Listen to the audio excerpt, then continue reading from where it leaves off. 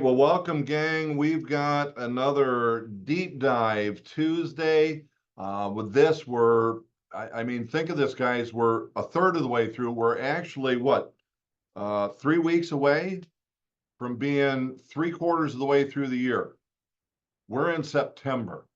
So as we look at that, we want to look at how can we finish the year moving toward our goals to either meet or even exceed what we put in place at the beginning of the year.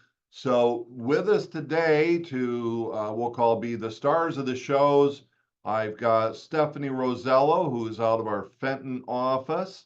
I've got Janelle Ainsworth, who's out of the Port Huron office. We've got Mr. Stephen Scott, who is part of the Scott Hendricks team out of the Clarkston office. We know Sally's the good looking part. He just has to bring up the other part of that. So, appreciate you, man. And also going to be joining us, but I know her schedule is tight. She was worried whether or not we'd even be able to make it. But Nicole Freed is also going to be joining us out of the Midland office. So, we're really talking about looking ahead to finishing the year.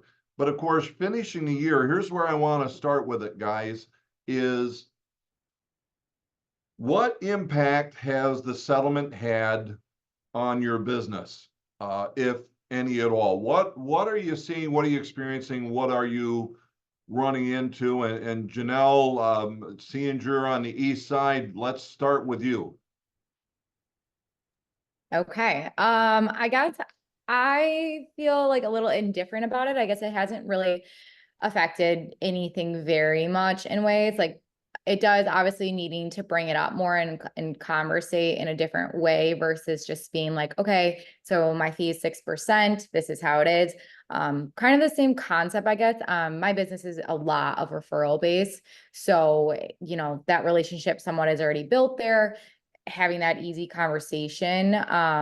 But I haven't really encountered anything too crazy so far. And honestly, I'm just handling all my business like I have. So I've always been 100% transparent about the fees and the cost, and always highlighting that on profit sheets before we even sign a listing agreement. Because to me, like, I'm not having someone come to me at the end and be like, Janelle, you literally, like, where did this payment come from and where did this price come from? So I've always been very like transparent from the start. So I think I So it haven't really hasn't hit you from that directive. How about because you've actually said one of the things that I prepared everybody for is the bulk of our business is coming from the people that we know.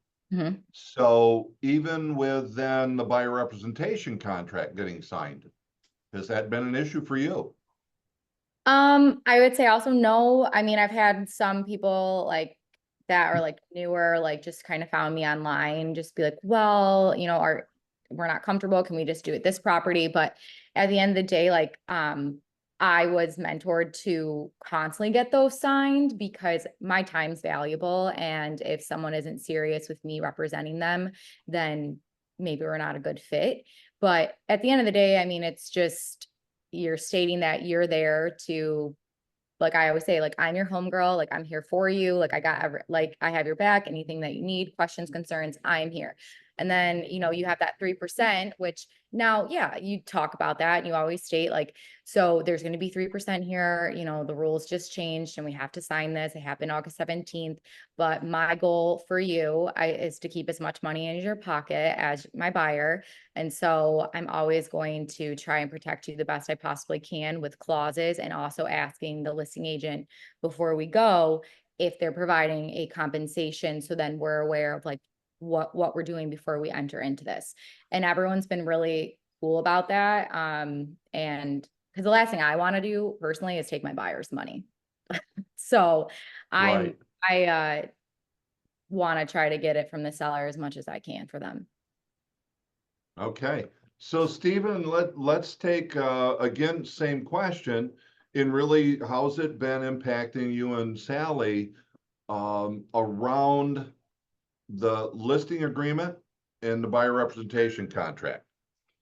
Yeah, so I would say on the listing agreement, we've always kind of explained that we give 3% to the buyer's agent. And, now I think everyone we've talked about that are kind of the higher price kind of know about this lawsuit and are asking questions. And we just have to explain that, this is how it's been. And it's just separated now on our listing agreement. We're explaining it better to people and kind of go that route with the listing. But it really hasn't been an issue for most of them. And we just kind of have to explain our value on the listing, and we kind of focus on more of that part, explaining what we do for them and the value we present for these people. So that's kind of where we're at with that. Okay. So even for you, again, then no real struggle for this. Not most of the time. I mean, it's definitely more explaining and what the lawsuit's really about, because they all see YouTube videos and they're they're like, yeah, we don't have to pay a buyer's agent, I guess, anymore. So that's great. So But we're just explaining, yeah. yeah, it's just explaining really, then going back to the part that nothing has changed, that this is simply the way it's got to work. And it was, I don't know, what do you give them? Is it misinformation? Misled? How are you handling that part? What's your way of discussing that? Yeah, it's just we've always had our commission of 3%, and we've, you know, even though the buyer's agent is negotiable now, we've always give them 3%, and it just helps market the home and bring more buyers in. That's really kind of what we're saying to them. Sounds good. Sounds good. So I see Nicole's made it on. So welcome, my dear. She was fighting traffic to be able to get back in front of the computer. So I'll let you catch your breath for a second here. And Stephanie, that same question, looking at the settlement and listing contract, buyer representation contract. How's it impacted? What are you seeing regarding those two things? It hasn't really had any impact so far. It has given me the opportunity to have some really good conversations with my listing agents or my listers, my sellers, about what it really means. My version is the media did you a real disservice to explain what really happened with this settlement. So there are two things that happened. One is we can no longer advertise the commission paid in the MLS, and now you need to sign a buyer agency agreement in order to see homes. Those are really the only changes that have, you can offer a buyer's agent commission or not, but then we have a conversation on why it's very advantageous for them to do it. How, do they want to get more people in to see it? We have a really good conversation, and every one of my listings has said, yes, I want to pay 3% to the buyers, every one of them. I know that's not going to always be the case, but right now I have had no pushback whatsoever on that. And as far as signing buyer agency agreements, I've had no pushback on that as well. I just have a good conversation that, as long as we feel comfortable working with each other, let's do it. And if at some point we don't, we'll just, in writing state that we want it to terminate it, and we'll move on. So I'm a relationship person. So I want to build that rapport with people. And I haven't had any issues yet. I feel fortunate with that, but it's just more of an educating them to let them know what it really looks like for them. So, which it doesn't look any different than it did before. It's just the same. It's just the same. I say I get a lot more phone calls. Every time I get a showing on your house, somebody's calling me to say, are they offering a commission and how much? So I field a lot more phone calls. Really, that's the difference. That's it. That makes sense to me, because again, we said in looking at our business, almost every one of us, the bulk of our business is repeat and referral business. That means these people either know us or they've been referred to us, and that confidence is already there that you're not going to do anything to take advantage of the situation, that you're going to treat me honestly, fairly. It's actually just a great situation. So the three of you have actually confirmed everything that we projected would actually be the reality of the market. So Nicole, you look all freshed up now. And if you know Nicole, I've always called her the ever ready bunny. Because if you see her, she's just like on 10 all the time, and it's just natural. So Nicole, for you, what would you say? What have you seen regarding the settlement uh, faced or based right now around the listing contract, buyer representation contract? I don't think I got a chance to hear the other folks speak, but I did get a chance to hear Stephanie, and I agree with what Stephanie is saying. I personally haven't seen anything. I haven't really received a pushback. We have a local Facebook group. It's called Ask Midland, that was out there. I guess the only thing I've been telling people is one of the laws in real estate is everything in writing in real estate. This is nothing new. When I'm talking to sellers, I'm talking to them as this is a system that's always worked for you. I followed Jared James that came in and spoke at one of our night things. So I like a lot of his verbiage. I emulate it. And I personally haven't gotten any pushback either. What I've been doing as far as, because we do in our area, we do have people that aren't doing contracts or doing agreements, tomato, I don't care what you call it. Those contracts didn't do anything for us anyways. It's about as good of a restraining order. So I just do, you know what, until we get going. Contract day is going to start today, it's going to end today, and it's just for this property. Because what if I don't like you and I don't want to work with you? And then they kind of laugh. And I don't know. I know, and you know, it's great verbiage really that you just threw out there, because I believe that's important. One, now that's Nicole Freed, right? It's like, what if I don't, and you probably say it pretty much the way you did, with a big old smile on your face, and they're gonna laugh. But it's true and it's good verbiage, because what if? So, but for now, we just gotta make sure that we get paid, so sign this contract. It's for this property today, because it doesn't need to extend past that because we do the 6-month protection period. So good stuff. Well, as long as I got you on with this part, let's move it over to then the purchase agreement and the collection of the compensation. What have you been seeing or hearing from that side of things? So we actually talked about this yesterday. So I've been in sales all my life, and I don't consider this sales, but I do utilize some of the things. So I just assumed the sale.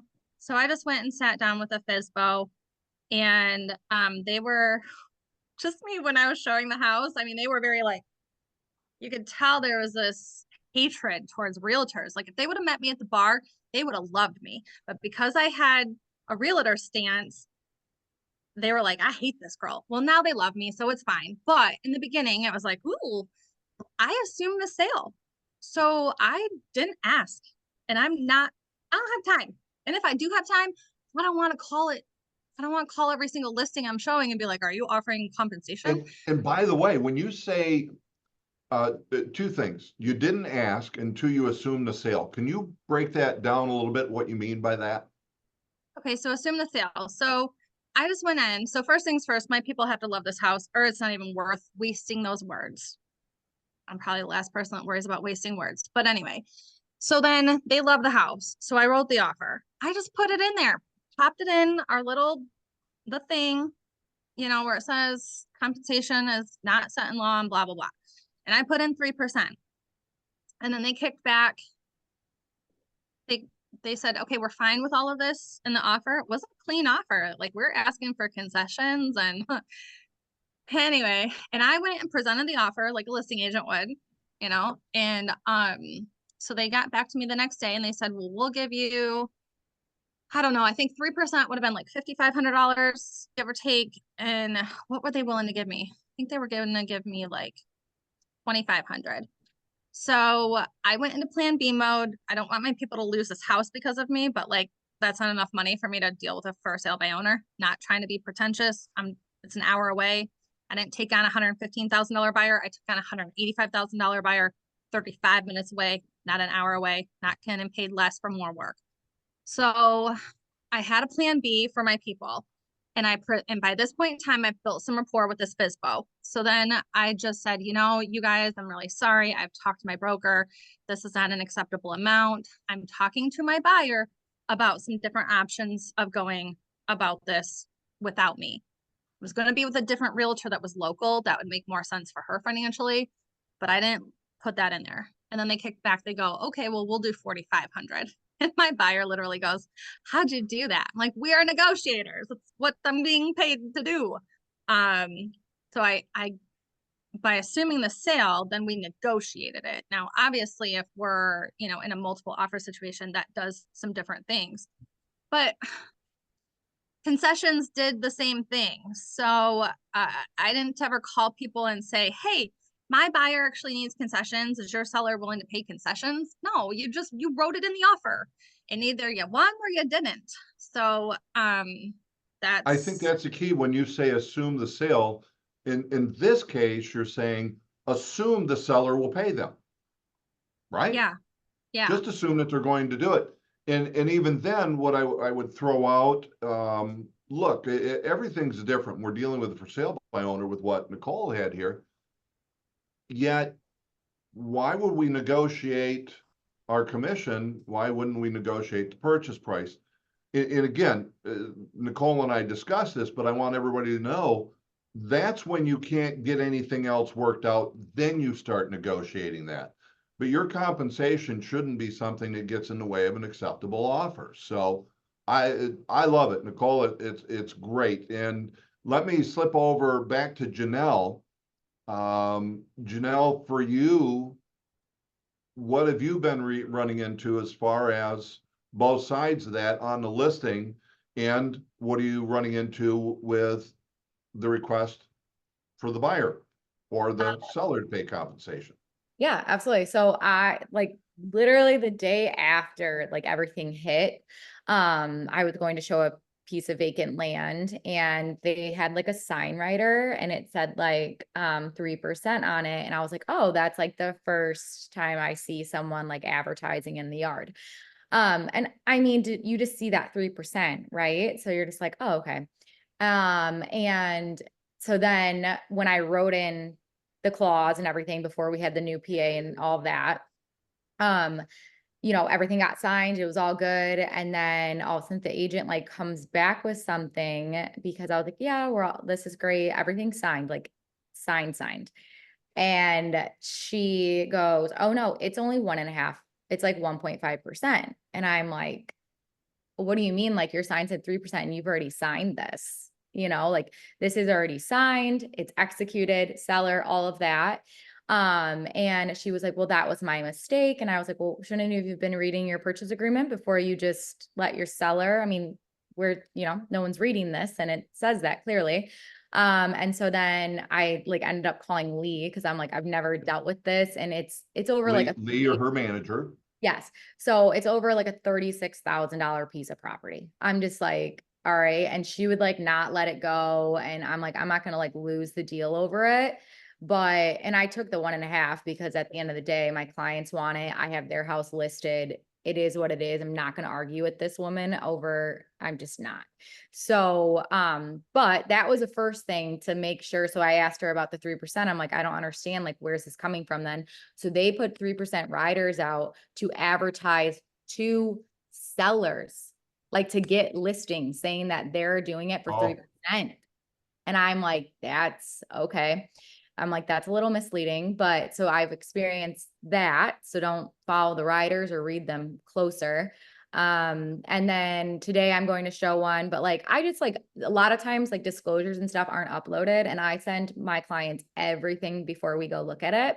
And so I like print a copy, but then I send them a digital copy to like review.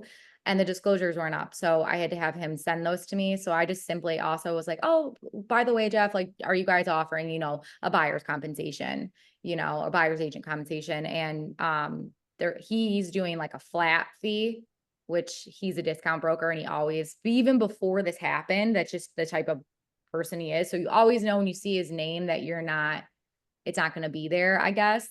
But then other than that, everyone's given 3%, 2.5%. And it hasn't really been an issue, but a lot of it are all the agents that I know and have great relationships with, and that I'm comfortable just asking. Yep. So the offer of compensation for what you're seeing really hasn't adjusted either. No, besides the random 1.5 on a sign rider, but. Okay. All right. So Stephen, to you, what say you? What are you guys experiencing? Yeah, I mean, most of them have been 2.5 or 3, like she said. But I'm sending over the new broker agreement beforehand, like either calling or texting the agent before, hey, what's the compensation on this? And, hopefully they're answering. And if not, you kind of have to wait and send it with an offer. But everybody's been pretty open to signing this. One of them has actually been 1%. So he's like, yeah, sorry, the buyer's agent commission is 1% on this.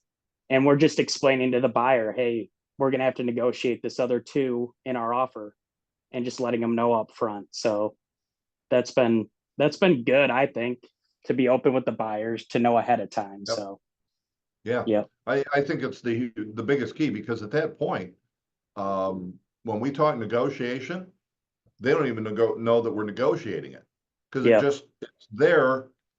In a case like what Stephen mentioned, we're not really doing 1% and 2%, but it's best to just do 3% from one party for the simplicity, because it's all in the same pool of money, if you will. It's coming out of the same place.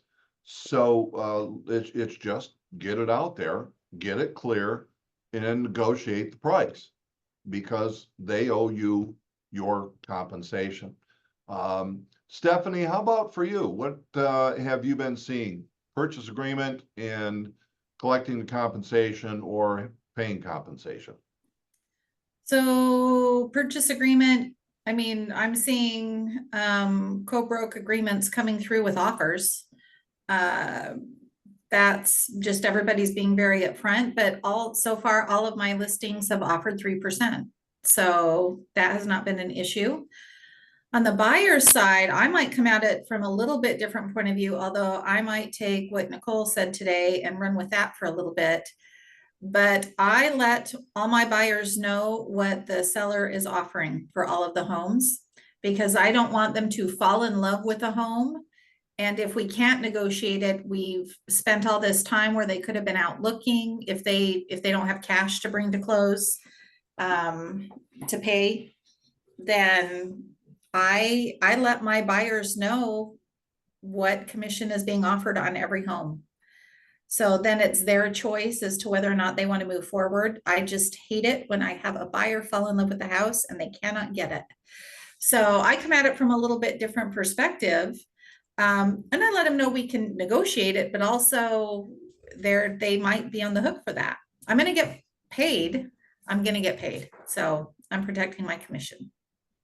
Yeah, and you know what I hear out of the 4 of you, so now the coach jumps in here for a little bit. This is where our mindset comes in, the state of mind. We're looking at the buyer is paying it. Right? Is the buyer pulling this money out of their pocket in most cases? So it's a stupid seller, quite frankly. And that's why we say, Nicole's nailed it. We don't negotiate our compensation until we've negotiated a deal and it's going to fall apart. Then does it make sense to give a few $100s or $1,000 to keep this deal together? Is it a good business decision? Is it the right thing to do? Because we're negotiating this, but we shouldn't, again, negotiate our compensation. It should be the purchase price. Because who's paying it? Well, by the paperwork, the seller, if we write it correctly on a purchase agreement. So for all of you, just again, it's a mindset.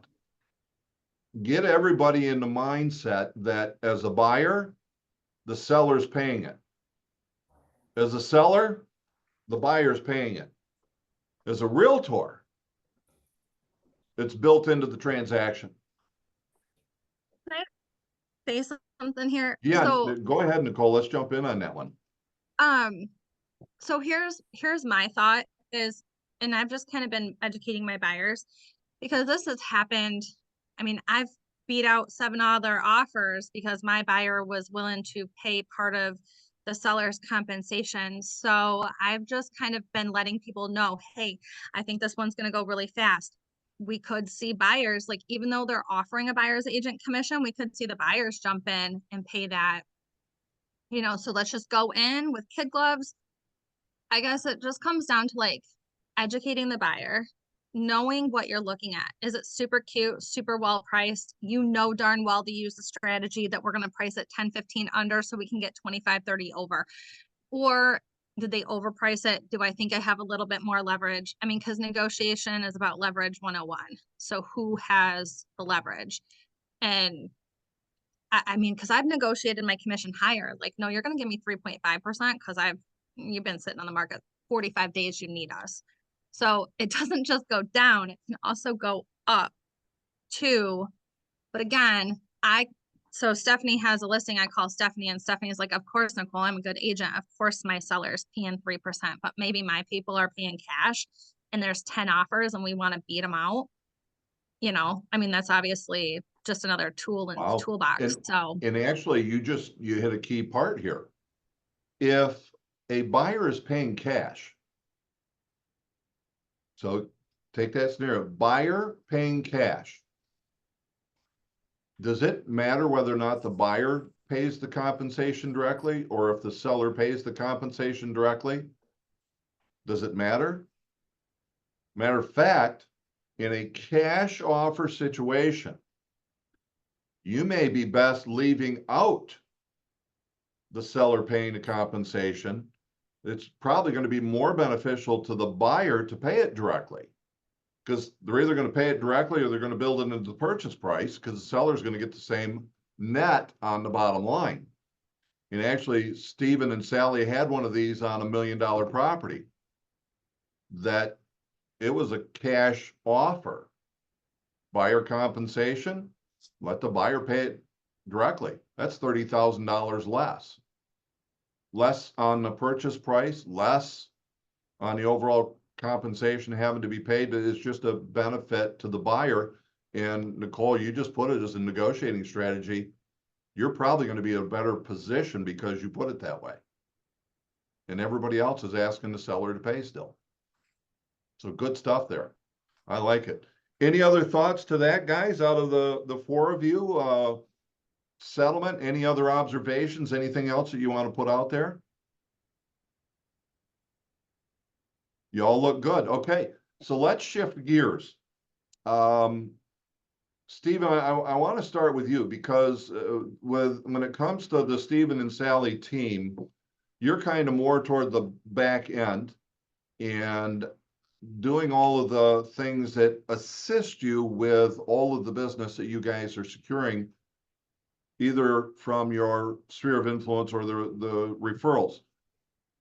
As we take a look toward the rest of the year here and completing that, what are you using? What are the tools? What are you doing? What's the plan going forward through the end of the year? Yeah, so I mean, we've really used Back at You a ton right now. Posting every day, the automated posts. Jay was here explaining more about it. The advertisement on listing posts. I mean, I've gotten probably 5 or 6 direct messages just from friends and, on Instagram, just asking about questions about the market and stuff, which I never would have had before. Maybe because I wasn't posting enough and it's easier now, but that's been nice. So, and then just Moxie being organized, sending out neighborhood news, people open it all the time. and you can kind of keep track of who's clicking on stuff and sort of know who's more interested in the market now. And so I think that's another great tool to see who's more involved in those. And then just open houses for us is the biggest thing that we do right now. And following up, I mean, we have an appointment with someone from an open house this last Sunday, tomorrow, and they are hopefully going to write an offer, and we'll double dip this one. And then they want to sell 3 houses so they need to sell these 3 houses contingent on them buying the next one. But we have a potential shot at 3 listings too. So open houses have been great for us. Because of an open house. Yeah. Yeah. And following up. I'm glad that you brought it up, because guys, let's think about this. Where else can a buyer go and see homes without having to sign a contract with someone? Yeah. I think that is profitable, beneficial that they've been. And again, Stephen and Sally are proof of that. And by the way, when they can't hold one open, other agents have held them open and went, holy crap, I got leads because of this. And you said it, it's in the follow-up. Yeah. And I think most of the time, especially with the lawsuit, I mean, we haven't asked people directly, but I think people may just start going to these, just knowing what's going on. And kind of when they start looking, you get a lot of people like that. But I think it could be a big tool for sure. So I want to stay on the same topic for a second, but maybe we can come back. We'll see how time is and revisit the aspect of what we're doing with open houses. But Stephanie, what's the fall looking like? What are you doing? What are you targeting? What are you putting into your business plan to make sure everything happens here for the fall for you? I host an event at Halloween every year. Guys, this is good stuff. She shared this with me. This is good stuff. I started probably 4 or so years ago. So backstory, I get a lot of first year residents, first year doctors. I live by a teaching hospital, and I get a lot of clients who have graduated medical school and become physicians. Residents don't make very much money, and I host events for them. So I host one at kind of like a client appreciation / friend party for Halloween. It's at my house in my backyard. We do a big bonfire. We have donuts and hot chocolate. I do chili or soup out on the camp chef. I have an outdoor movie for the kids. I have little takeaways for the kids. I usually have anywhere from 50 to 70 people come, but I do it every year. So this is a way for me to keep that relationship alive. I have become their friend at this point. Some of us go to church together. I am friends with them, but also most of them, I was their realtor when they moved here. But on all of them, I'll be their realtor when they leave, and they move on to their fellowship or wherever they're going to go after their residency. So it's a twofer. So I do it as a friend, and I host it, and everybody loves to come, and the kids dress up in their costumes, and we have a ton of fun. But also I know that this is a great opportunity for them to remember me, and I do it every year. It's very successful. I've tweaked it as we've gone. So it's great. It's fun. And of course, if you know Stephanie, that's right in her wheelhouse, because what was your term that you said you become to these guys? They call me their Michigan mom. They're my kids' ages, and they don't have any family here. And you bet I'm going to watch over them. One of them just had a baby and asked me to come over and hold her 3-day-old baby. Oh, of course I'm going to do that. So they call me their Michigan mom. I love it. It's great. I love it. I love it. So let's continue to get some ideas. Janelle, here we are mid-September. We're moving into the fall, closing out the end of the year. What are your plans as far as continuing your business? And maybe it's not, really, we haven't necessarily changed anything. But what are you doing to keep your business flowing? Yeah, absolutely. So, obviously social media is a huge, number one, but so my husband and I bought season tickets for the Lions. And so every Sunday, we're obviously going to be down there. So, this Sunday was like our first time going down there, and I love strangers and I love talking to strangers. So it's like my favorite thing in ever. And so I think he caught me about like 5 different times talking to 5 different people. Like at one point there was a bouncer, like we had to wait in line. And I just started chatting with him. I'm like, oh, do you live in the area? Blah, blah, blah, just like building that rapport. Meanwhile, he's like, oh my God, no, I'm trying to buy a house, and I'm like, oh, are you working with anyone, And that happened about 5 times, different bars, different areas, just handing out my card. I got one of these like magnetic things literally that morning. And he's like, what are you doing? And I was like, I'm bringing cards. What do you think I'm doing? So I passed those out, and then I'm starting. So I have, I made like football calendars, and I do them last year, but they're huge. Everyone loves them. And especially all like the guys call me or like shoot a text, and they're always like, we love these. These are so great, blah, blah. So what I'm doing every Sunday is going to be making a football related post, but also going to be interacting with like something different. So my husband obviously is a mortgage lender. So next Sunday, or this coming Sunday, we're going to make like a 15-second, like quick little TikTok of him saying a fact, right? Or something that someone doesn't know, to try to help his grow his business, but also my own. My father's a builder. He has season tickets too. He doesn't know I'm doing this yet, but we're doing it. And I'm going to make a video while we're driving down there, about something about building. I have an uncle that also has season tickets. He's an estate attorney. Talk about estate. So I have like a list of basically little facts, but having like guests come on, if that makes sense, of a 15-second every Sunday, but relating it to football as well. And then obviously my goodie bags I do every year for Halloween for all of like the local hospice nurses in my area. So I do about like 200 or so of them. And they're used to it. This is like my 4th year doing it. But this year, my brother is, they like camp at KOA and they do the trick or treating, and there's so many people. So I'm gonna make like as many goodie bags as I possibly can, and then pass those out at the campsite, instead of doing candy. And I mean, candy will be in them, but there's so many people that come to this thing that just throwing that little treat bag in their bag, with a card, maybe a football calendar, something like that. So then the parents open it, they hand it to them.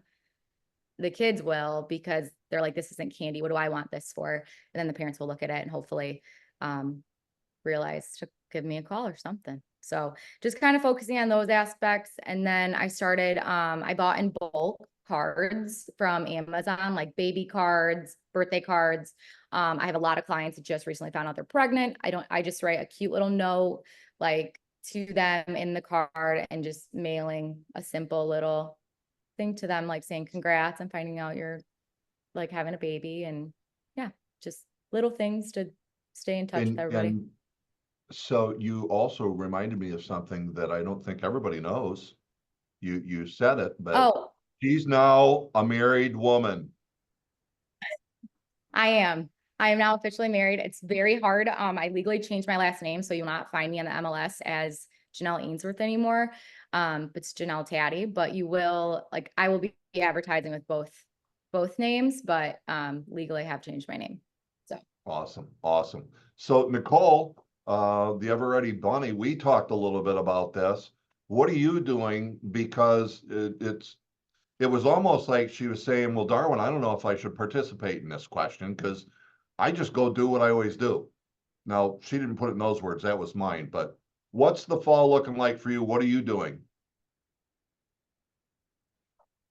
But I've always done, Darwin.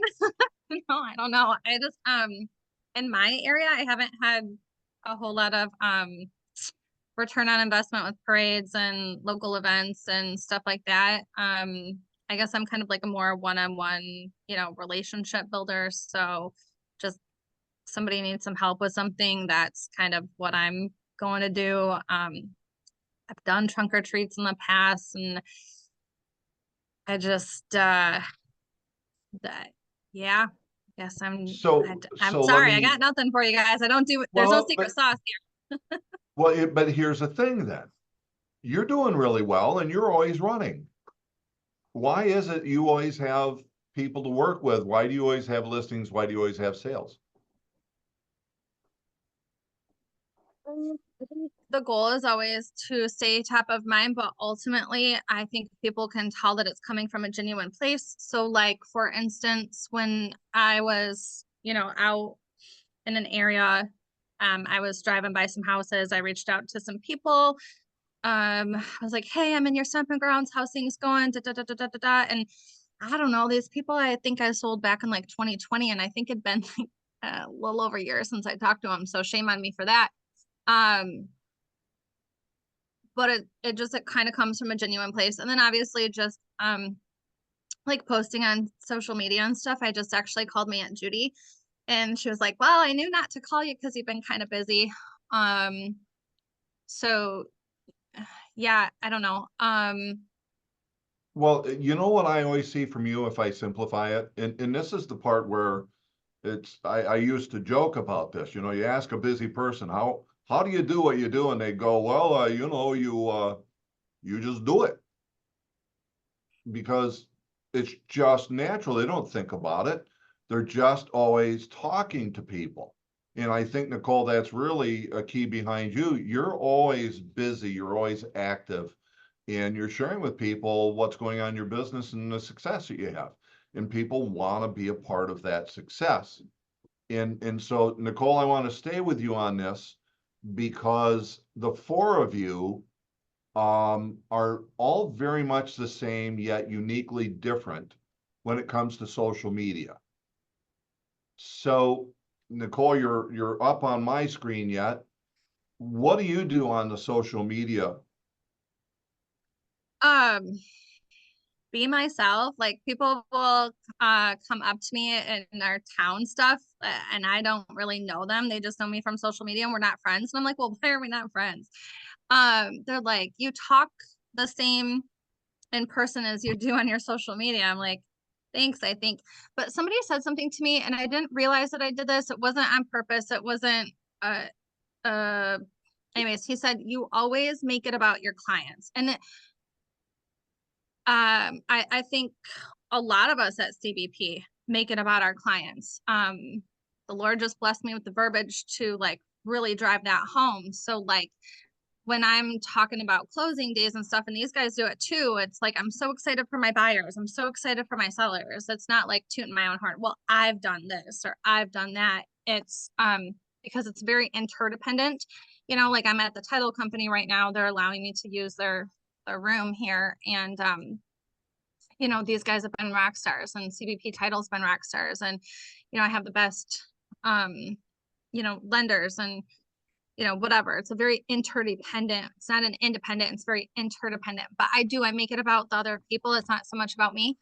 And I guess that stood out to some people. They've mentioned that. They're like, "You always make it about your clients." So I and think I, and even I when you're touting your I'm not the only one. success, you're touting what that success is for the people that you served. So if you did 12 closings on a day, it wasn't about having 12 closings. It was about those 12 individuals you served.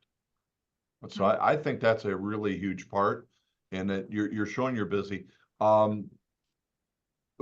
If you said, here's the subject matter of like the posts that I do, because this is where yours is a little bit different. You do more of your, I'm just going to say your life, both personal and professional, is what I see from you. Yeah, I think people want to know like who they're dealing with and what they're dealing with. So I think it does have to be a mix. You know, uh, I keep I keep certain things off there, like political stuff. I don't really jump on that bandwagon. I've got both sides that think I'm on both sides. So I don't care. That's, not gonna get into a piss match, excuse my French. But then but no, I mean, I'll have like my dogs and I'll have, thank you. I'll have, my kids and my husband, and we're going to concerts and people know that we like live music. And, and I'll see people out at live music. And so I guess I like tag those people and tag that stuff. So, I don't know. I think they just realize like I'm just a real down to earth person. I think some people have this connotation that a realtor is pretentious or whatever. And that's one thing I really love about this company and the people in it is that we're all just very down to earth. And like, Stephanie is like the mom and Janelle does the baskets, and like Steven and Sally, you guys, get those big, beautiful homes. Like everybody has like a different dynamic, and it's just really cool to see. Yeah. So let me jump to Stephanie, because when it comes to social media, now, Stephanie, say something so that you pop back up here again. I want you to be in the forefront. Okay, can you see me? I can see it. So Great. you'll come up here, but now look at this beautiful lady. And this was somebody that when she started, she goes, "Oh, I don't like pictures of me. I mean, ew," right? And she was so representative of most agents, quite frankly. And on top of it, she didn't like the way she sounded. But now she's kind of a queen out there. What do you do now on social media and what made the difference from where I just described to where you are now? So age, I'm kidding. Actually, you know what gave me confidence was coaching. Coaching gave me confidence. I will forever be grateful to Alex because he is an outstanding coach, and confidence came from that. I had really great training when I came here. Darwin, you were our manager, and I used to say, I want to download what's in your brain into mine because I could not be so eloquent with the words. I'm still not. But I think it was confidence and just realizing that people just want to see who you are. So I like what Nicole does because she's relatable. She's relatable, and people want to see that. I want to help people understand or have more knowledge about real estate, see what it's all about. I'd like to educate them, but also just have fun and be a person. I get deals from being on social media, and it's not necessarily what I'm saying or doing. It's just the fact that I exist and talk about real estate. I don't remember if it was Jared James or someone else said, I didn't know if I should be posting on my realtor page or my personal page. I didn't know which one I should be doing more. And they said, your realtor page verifies that you are a realtor. It makes you legit. It legitimizes you, that you know what you're doing. And then I started doing more on my realtor page because I was just all my people are on my personal side. And I didn't know what to do. Do I let my real estate page go? I didn't know what to do until they said that legitimizes you. And when people Google you and they're going to want to see what are you doing as a realtor, you need to be able to show that you are doing deals and that you have knowledge and you are doing those things. So I started doing more. I'm not great. I get busy and I don't take the time. I'm working on that. But I've just started something that I'm going to do fairly regularly called On Today's Agenda, and just this is what I did today. I've got a minute and a half. I can talk about it. This is what happened today, or what's going to happen today. Last night, it was 9 p.m. because that's when I got home from work. So just so somebody can see kind of a day in the life, but it humanizes me. They can see what's going on. They can see that I'm out working and doing business. That one goes on my business page. And, hopefully that sparks somebody somewhere where they want to come do business with me. And Stephanie, you do a wonderful job. Same thing as Nicole was talking about, where it's not about me. Yes, it was my day, but it wasn't, I sold this home and I listed this one. It was, I've been able to help a wonderful couple be able to find a new home. We got their offer accepted. It's about them, not about me. And, there's lots of subliminal message and it gets sent out there. So, yes, you do a wonderful job. And by the way, I know if Nicole has to drop off before we finish, she's got a 1 o'clock closing. That's why she's at the title company. So let me shift to Stephen real quick. you and your mother are actually a little bit different from what these three are. Because I know what I see for your social media. What and how are you doing what I would say is what I'm seeing different? Yeah, I mean, I think I need to do a better job posting personal stuff. That's definitely kind of the next step in the process. Um, but even just posting about listings, getting them out there. Everyone loves, looking at the pictures of the nice listings, which is great.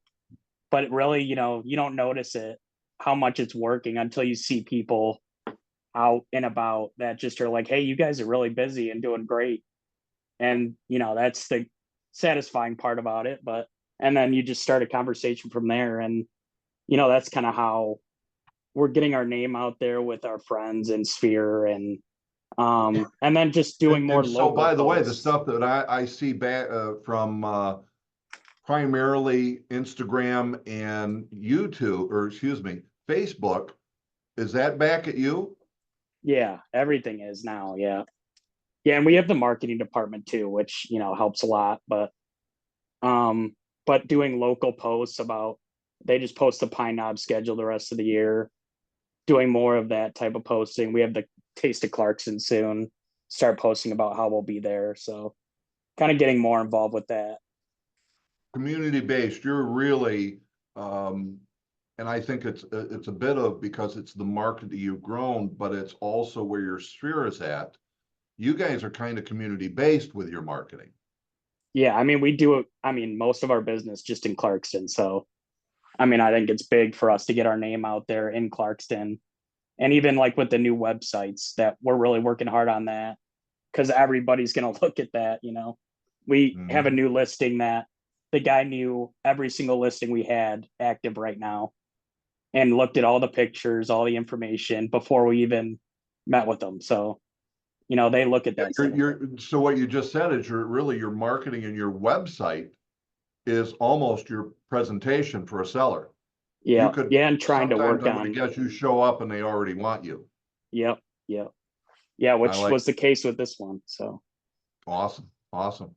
Janelle, you do a lot of different things, and man, I'm thinking football, and I'll say go Lions. I could only imagine what it was like to be there on Sunday night, and then to pull off the W on top of it. Sorry, yep, I'm a lifelong Lions fan, and I've suffered long enough, and it was great to see that they could pull a come from behind and then jam it down their throat in overtime.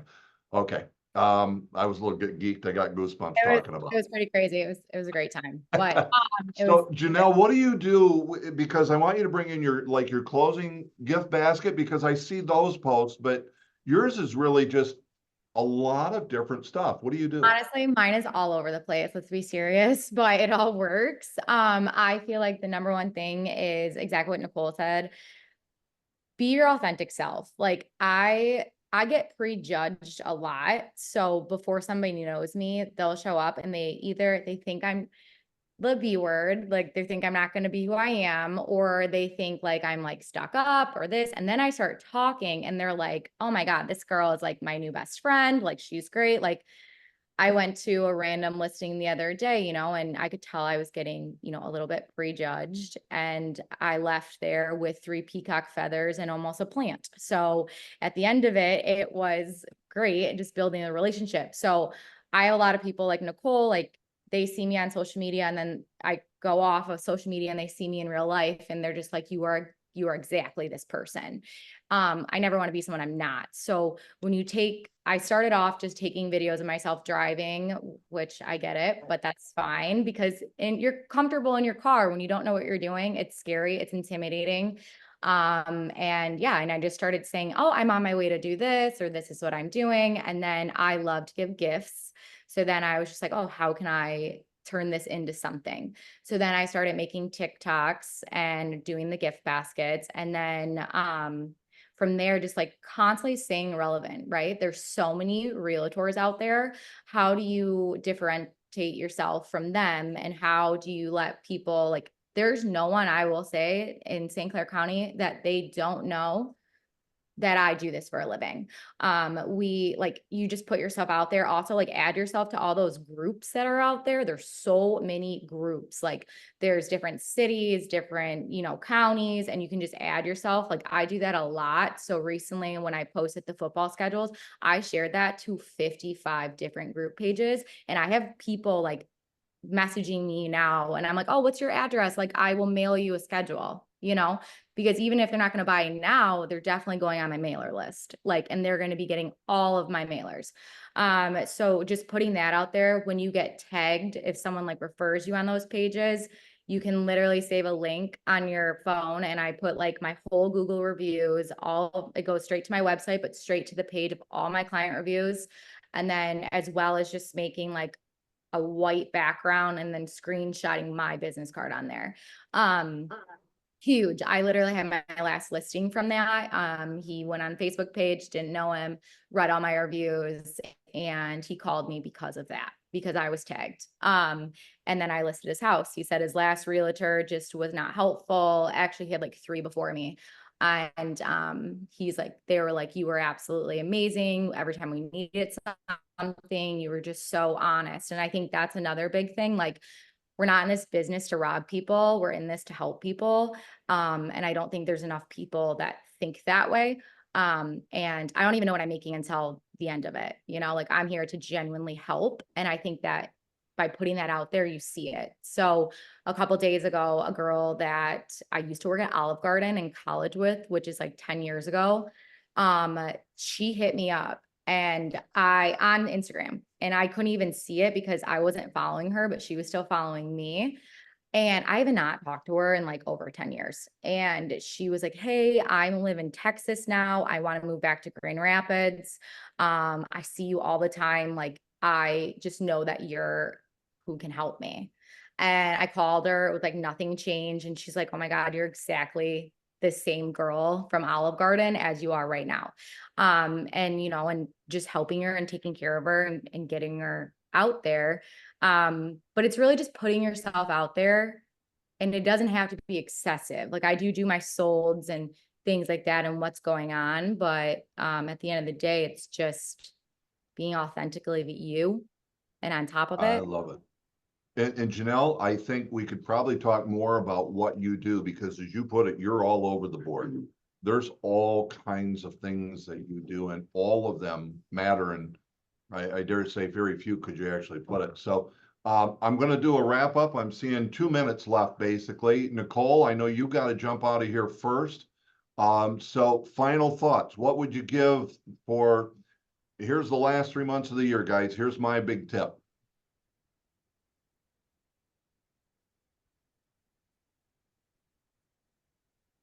is Nicole going? You're muted still, Nicole. I'm supposed to say big tip. Yeah, what's your big tip for the last 3 months? What would you share with everybody they need to know? What should they do? What is the secret sauce? I don't know. I think we've talked a lot about like be genuine. Like, just be genuinely you, and then you're gonna attract the people that you want to work with anyway. So just be genuinely you, put it out there, what you're doing. Yeah, I'm so excited for my people because they just got a house, and the whole 9. Go be seen by people, talk to people. Be seen by people, be taught. Yeah, exactly. Because the dividends are the job, are all the feels. Like, it's been all the feels in 2 days. Like, I didn't know I could have this many feelings in 2 days, but I've had like a bunch of things close that were kind of crazy. And I genuinely am so excited for my people. That's cool. So I think just be genuine, just be you, put it out there, let everybody know that you're a realtor. Don't be an undercover agent. There you go. Janelle, what do you got for us for a final thought? I would say order football magnet calendars. I'm telling you guys, I ordered 500 this year. They're such a great conversation piece. And also, you can drop them off anywhere and no one's going to say no to like local bars and stuff. Like, they love them too. I mean, the Lions are doing so, like, it's a whole thing. It's like a whole new community. So like, work off of that for sure.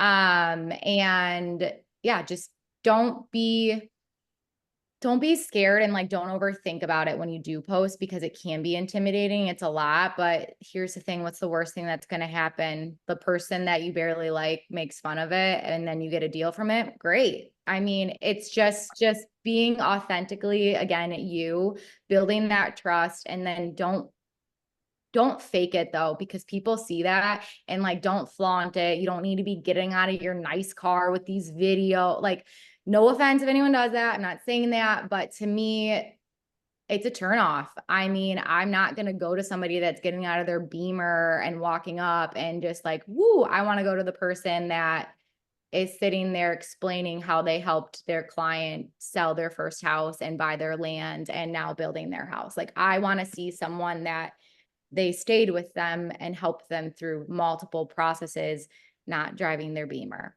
I love it. I love it. So that's two of you going, be you.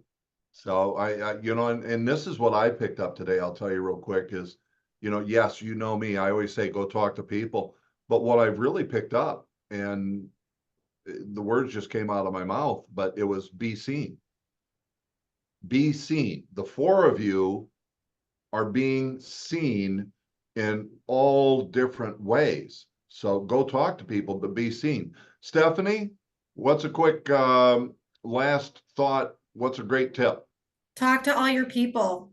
Talk to all your people. I'm a relationship person. Talk to all of your people and interact with them on social media. Make it a Talk goal. about them. If I'm right, you're just talking about them. Real estate Yes. comes up. Yes.